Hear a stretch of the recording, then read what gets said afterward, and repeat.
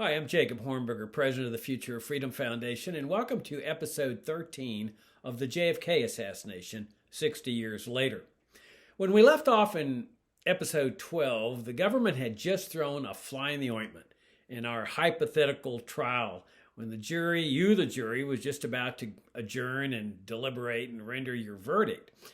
After crying conspiracy theory consistently throughout the time that I was presenting you the evidence that I believe shows beyond all reasonable doubt the fraudulent nature of this autopsy, the government introduces at the very last minute the Abraham Zapruder film, which shows the assassination taking place.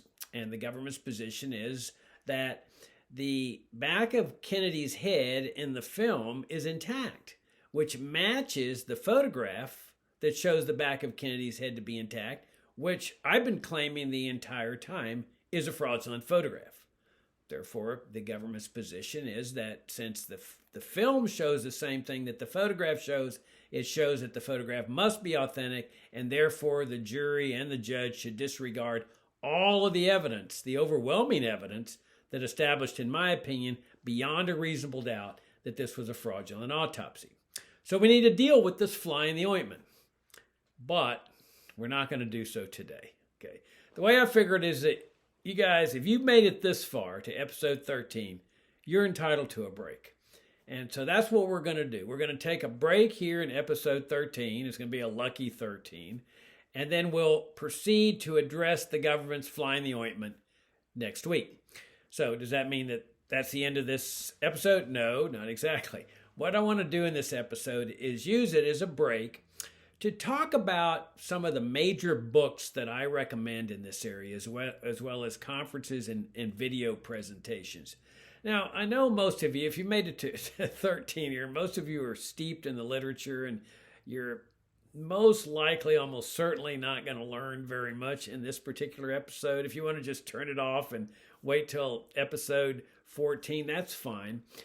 But I think it's important for people that are just getting into this, that maybe this is their first exposure, that to kind of get a guidepost, a way to put everything into perspective. Because, I mean, we all know there's thousands of books out there on the Kennedy assassination. It's difficult to know where to get started.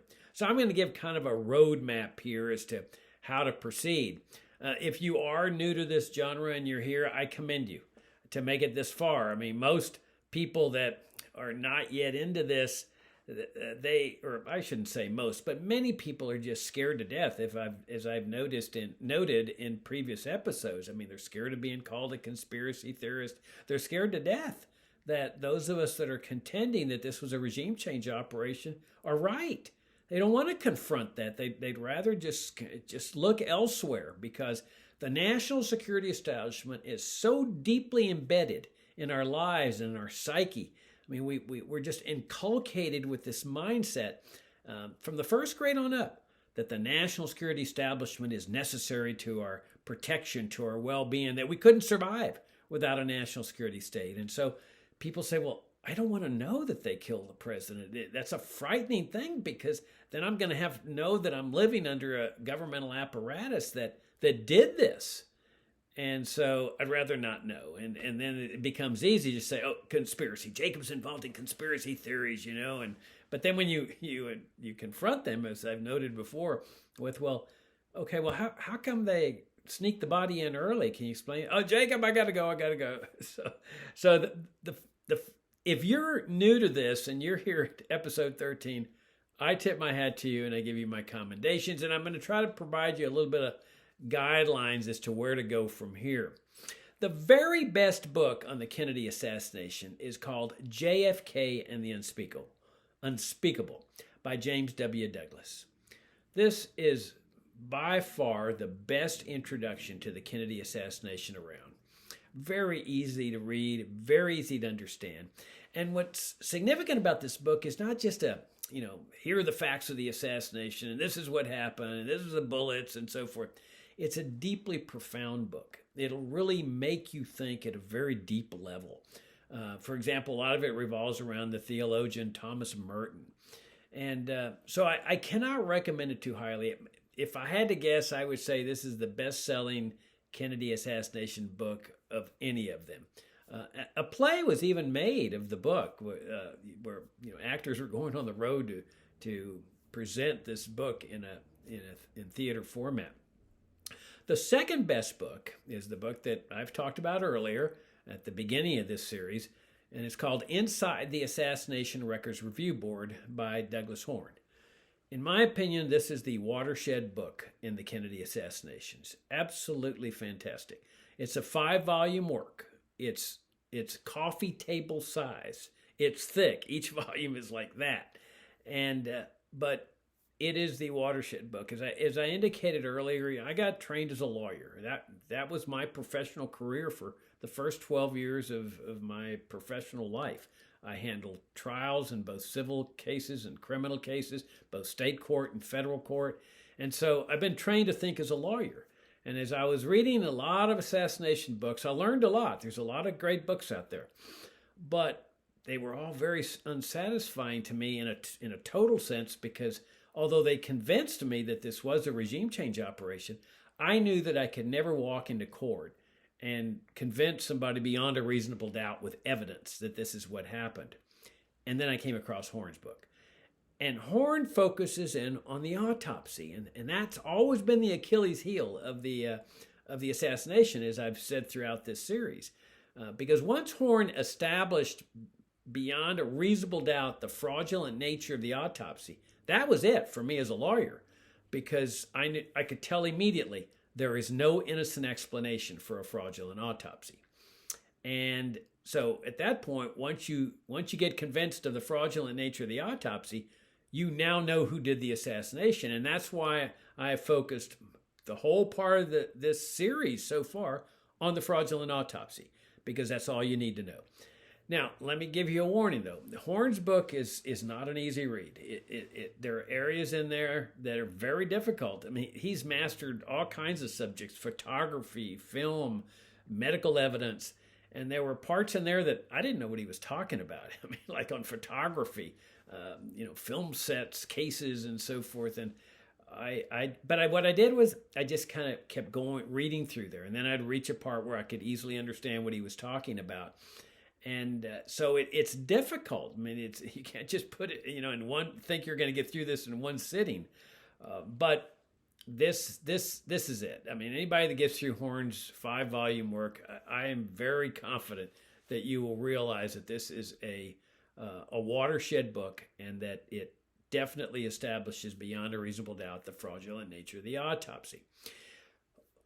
If you want an easy-to-read synopsis of Horne's book, get my book, The Kennedy Autopsy. And that was the purpose of The Kennedy Autopsy, that I wanted to write a series of essays that were really a review of Horne's book that highlighted the major parts of Horne's book, because I knew that most people are just not going to be able to make it through Horne's book.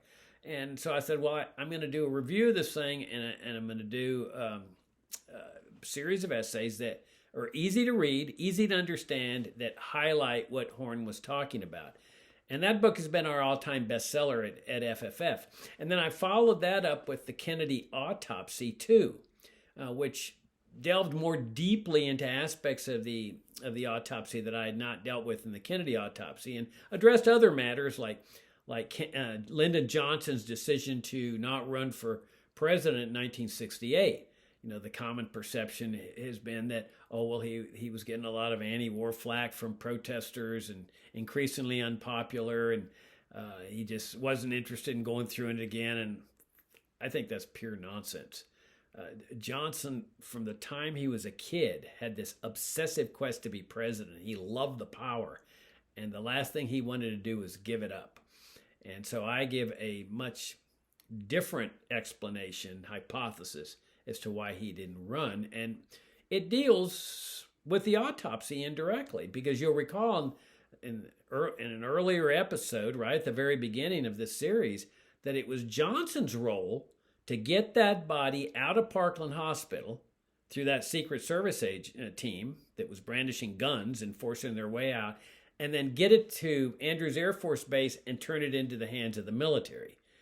So if you tie that in with Johnson's decision not to run in 68, you'll see if you get the Kennedy Autopsy too, how I link those two things together. Another great FFF book, those are FFF books, but another one is JFK's War with the National Security Establishment, Why Kennedy Was Assassinated. This is a fantastic book by Douglas Horne, who, as I previously noted, served on the Assassination Records Review Board. He's the author of Inside the Assassination Records Review Board, the book I just mentioned. And this goes into the motive of what was going on in this war between Kennedy and the national security state. The war starts after the Bay of Pigs invasion, that disaster where the CIA intentionally misled Kennedy. But it continued all the way through, and it later involved the military. But once the Cuban Missile Crisis came, I mean, that was the real turning point here. And we'll get into that later in this series. But that's a nice little easy-to-read book that exposed you to what was going on here with the war between these two branches of government. And let me give you a kind of a funny story about these two books. That we did a video series that I'll talk about in a minute with Doug Horne at FFF, Future of Freedom Foundation. And we decided after that thing was completed, we were going to launch it, and Kindle books were sort of getting popular and at this point. And so we said, why don't we turn these essays into Kindle books? And I'm talking about the Kennedy Autopsy. It started out just as a series of essays. And then the same with JFK's War, Doug Horne's book. And I said, let's convert them into Kindle books and just offer them for sale, just for kicks. So we found a guy that does Kindle formatting, and he put it all together for us, and then we loaded it up on Amazon. And after about 2 or 3 months, he called me, the formatter, and he says, have you seen what your books are doing? I said, no. He says, they are skyrocketing in sales. Well, we had done no promotion. I mean, these had been essays published for free on our website, and all of a sudden they're taking off. I mean, I looked at the chart. It was like we were selling 100 copies a day. I mean, it was absolutely incredible. It was one of the most exciting things that's ever happened at FFF. We had a good time watching the chart of the sales every day. So we're really pleased with that. At one point, there was a big anniversary of the Kennedy assassination. Maybe it was 10 years ago. And we decided to offer all of them for free, all of our JFK books, or at least some of them, including Kennedy Autopsy, JFK's War. Well, we had like 7,000 or 8,000 downloads, free downloads. And I'm sitting there saying, oh my gosh, those are all potential book sales. But hey, our quest was educational and is educational, so it was good to get those out there. All right. Then I'd recommend also my book, An Encounter with Evil, the Abraham Zapruder story, which deals with this fly in the ointment that we're going to start with next week. I consider this the best work I've done at the Future of Freedom Foundation since our inception. And I owe a lot to Doug Horne, who helped me with this book tremendously. But this book gives you a overall context of what's going on. I think you'll thoroughly enjoy it, especially with respect to the Zapruder film. And so I'd highly recommend that. I'm not sure I mentioned Regime Change, the JFK assassination. That's another book I've written that sort of gives an overall context of the assassination. So those are FFF's books that deal directly with the assassination. We've also got Jefferson Morley's book, CIA and JFK, The Secret Assassination Files. Morley is heroic. I mean, he and I are good friends, and as are Doug Horne and me, but Morley is just heroic. I mean, he fought the CIA for 10 years in federal court to force them to release their long secret records relating to a CIA official named George Joanides. And Morley ended up losing. I mean, the federal courts, they're going to defer to the CIA. And so the CIA got to keep these records secret, and they're still keeping them secret. I wonder why, But Joanides played a major role in the immediate aftermath of the assassination, and before the assassination as well, with respect to a group called the DRE in New Orleans. So Morley's done this book for us called CIA and JFK, The Secret Assassination Files, that will bring you up to date, or at least explain the context of all these secret records that the CIA still wants to keep secret. I mean, 60 years after the assassination, they're actually claiming that national security is at stake if they don't keep their records secret relating to the assassination. It's ridiculous. We all know that those records have to be incriminating, but apparently they think that people are going to buy that excuse. And of course, some people do. Just look at the mainstream media. But anyway, that's another great book, and we're really pleased that Morley did that book for us. Some non-FFF books, okay. I'd highly recommend a book called Mary's Mosaic, the CIA Conspiracy to Murder John F. Kennedy, Mary Pinchot Meyer, and Their Vision for World Peace. And be sure you get the latest edition, which might have to be a new book as compared to going out and buying a used book. I think it's the third edition, but it develops things from the first edition that are remarkable, almost shocking, because this is a murder mystery. You've heard that old saying, "The truth is stranger than fiction." Well, that certainly applies here in this case. This was a murder case involving a woman that lived in Georgetown, there in Washington, D.C., Mary Pinchot Meyer. She was sort of a predecessor to the hippies, sort of like the Beat generation. She was an artist there. She had been married to a high CIA official named Cord Meyer, and they'd gotten divorced. He had gone over. They were both on this quest for peace after World War II, international peace, and he went over to the dark side, which was the CIA, and she recognized that, and she ultimately left him, and she just could not countenance that kind of thing. And so, she ends up having an affair with John Kennedy, and up to the time that he was assassinated. And then she's murdered after that. And of course, and then they charged a guy with the murder, but it had all the makings of a frame up, like a patsy. And she and this guy who was black in Washington, I mean, he was poor, very uneducated, terrified, and this really renowned black attorney in Washington named Roundtree, I think, I forget her first name. She came to his defense and defended him for free, and he was acquitted. And what they didn't know all this time was that Mary Meyer had been having this affair with John Kennedy. And so I won't reveal too much about the book because it really is a page turner. You'd really love this book. And so I highly recommend that one. And he puts it in the context of the JFK assassination as well, as you can tell from the title. I should talk. I should tell you also that there was a subtitle to JFK and the Unspeakable that I should have mentioned: Why He Died and Why It Matters. So Douglas doesn't just talk about the assassination itself; he talks about why it still matters today.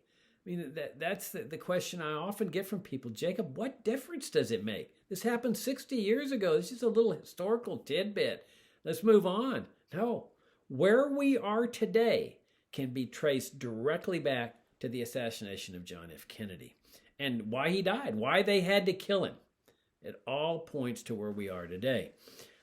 Now, two books by David Talbot are great. One is called Brothers, The Hidden History of the Kennedy Years, and the other is called The Devil's Chessboard, Allen Dulles, the CIA, and the Rise of America's Secret Government. Both those are great introductions to what we're talking about today, the JFK assassination. I'd also recommend all of Stephen Kinser's books on regime change. I mean, Stephen Kinser is another heroic figure for me. It's been a real honor to get to know him. Now, these books are not on the assassination. I don't know where he stands on the assassination. He may take the official narrative. He may think it's the government that did this. I don't know. And I'm not sure he's ever even addressed it.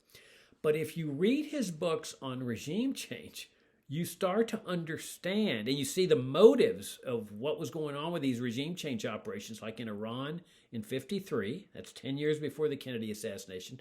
Guatemala in 1954, 9 years before. The assassination of Patrice Lumumba, the Congo leader, right before Kennedy's coming into power. You start seeing the parallels with the Kennedy assassination. You start seeing the motive, national security, protecting America from threats from people that are considered threats to national security, and the omnipotent power to do regime changes, including here in the United States, because they always know that the judiciary is not going to interfere with them. They're too powerful. And the same with Congress. I mean, they essentially control Congress, and the president better not buck them because of what happened to Kennedy.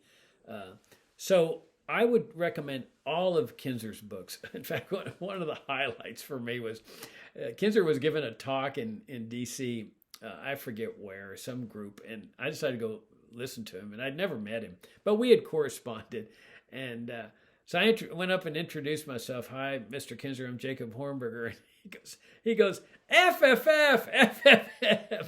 I was like, wow, he recognized me right off the bat. It was quite a hoot for me. All right, another great book that has just recently been published is called America's Last President by Monica Wiesak, W-I-E-S-A-K. I don't know if it's Wiesak or Wiesak, but it's not a book on the assassination per se, but it delves into why Kennedy was different with respect to foreign policy. Now, there's downsides to the book. She is obviously a liberal, and so she buys into a lot of the domestic policies of Kennedy, which for me were just a disaster. But it's a very profound book in terms of explaining why Kennedy was on how Kennedy was on such a different page on the future direction of America than the national security state, and essentially why the national security state concluded that Kennedy was a true grave threat to national security, and that in their minds, whenever they do these regime change operations, they're acting very sincerely. They think they're protecting America. Like when they assassinated Patrice Lumumba. I mean, in their mind, they're protecting America from a threat. Or General Rene Schneider in Chile, when they orchestrated his kidnapping and his assassination, they shot him dead on the streets of Santiago. This guy's the commanding general of the Chilean armed forces. And they think that this is the right thing to do, that they're doing it to save America, to protect America. And so books like Monica Wiesak's, I think, are very important in understanding why they considered Kennedy such a grave threat to the future direction of America. Now, another great book that I'd recommend is called The War State, The Cold War Origins of the Military-Industrial Complex and the Power Elite, 1945 to 1963, by Michael Swanson. Now, Swanson has become a good friend of mine, but I'll tell you something funny about his book. As you can imagine, we get a lot of books at FFF, people that want us to review their books and so forth. And most of them, I can tell immediately that this is not an FFF type book. And, so I'll figure out some way to get rid of it because it's just not our cup of tea. So I thought when I got this book, The War State, it's going to be the same thing. And I started thumbing through it, and I started looking at it more closely, and I'm astounded. I mean, I realize this is a fantastic book it's very difficult to find a book on the origins of America as a national security state. Remember, we started out as a limited government republic. That was our system of government for more than 150 years or so. Open, transparent government, very minimal basic military force, no foreign interventionism, and at least not for 100 years or so. And certainly not in European wars or Asian wars. And then it's converted to a national security state. And a lot of Americans don't realize this to this day. They think America's always had the same type of governmental system. And so, all this stuff that we have, foreign wars, forever wars, Vietnam, Afghanistan, Iraq, now this crisis in Ukraine. I mean, this comes with being a national security state. But the nice thing about Swanson's book, he shows how it all got going, how it got started. And so I would highly recommend that, The War State. All right, well, now we also have some great conferences at FFF. In fact, I think I've been to several JFK conferences over the years, and of course I'm biased, but I think these two conferences are the best. Now, the first one was called The National Security State and JFK. And all the videos in the multimedia section of our website. at fff.org. And this conference didn't deal with the assassination per se. It dealt with the Cold War context of the assassination and the Kennedy administration. So I think you'd really enjoy watching these presentations if you find this part of history interesting. And I do. I used to think that the Roosevelt administration and the New Deal administration in the 1930s was the most interesting part of American history for me.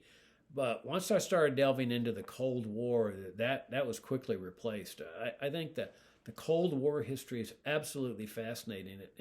To me, it really is the dark turning point of American history. It's where America turned to the dark side by adopting this totalitarian governmental structure known as a national security state. And they even made no bones about it at the time. You know, their argument was, well, the communists don't have to worry about constitutional constraints, and so they're going to beat us because they can assassinate whenever they want. They can kidnap people whenever they want. They don't have to worry about a constitution. We need that kind of system too, they argued. And then they said, as soon as the Cold War is over, we'll give you back your limited government republic. Well, it was all a sham because, for one thing, you don't fight totalitarianism by adopting a totalitarian form of governmental structure.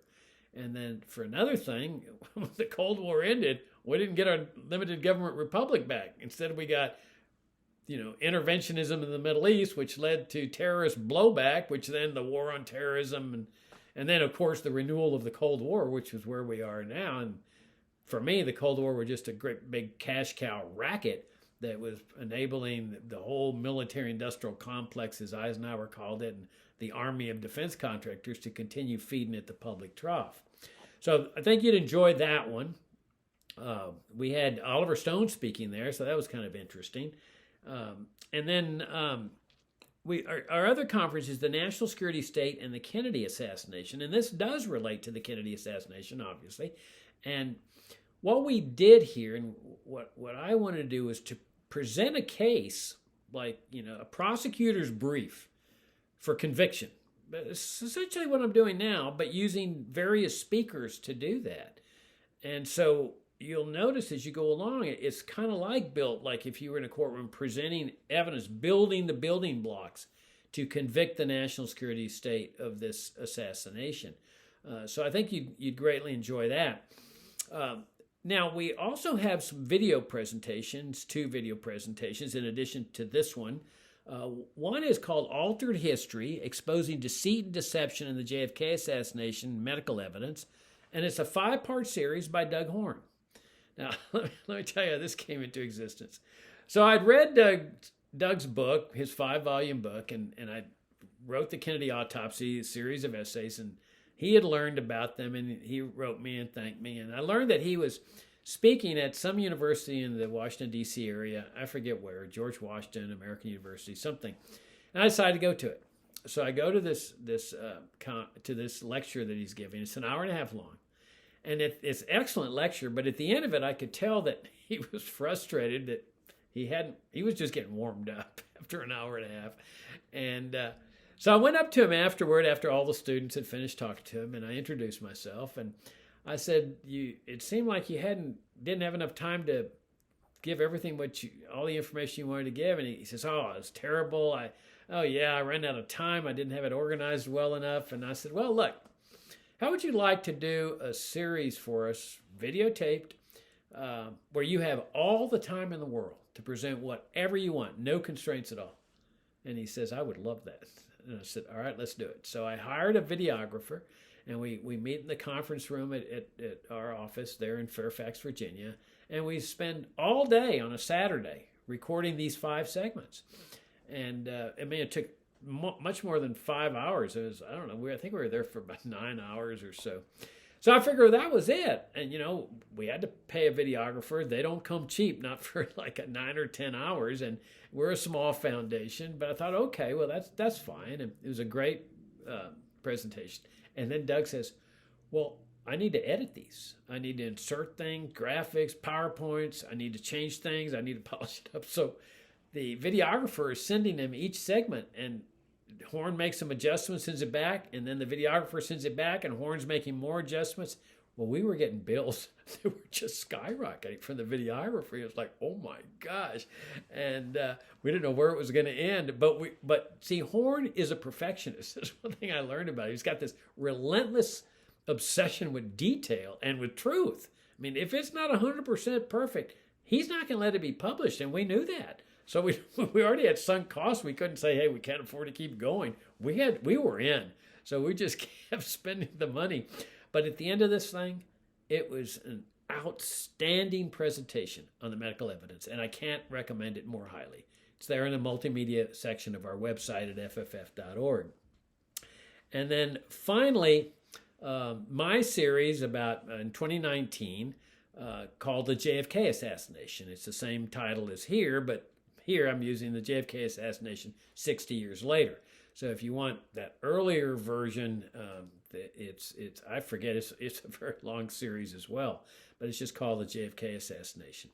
So that's pretty much our break. I'm not assigning all of these things to you before next week, but if you haven't read these books, any of these books, or you haven't viewed some of these videos, I cannot recommend them too highly. And I think this provides a real roadmap for anybody that is interested in understanding the context, the meaning, the significance of the JFK assassination.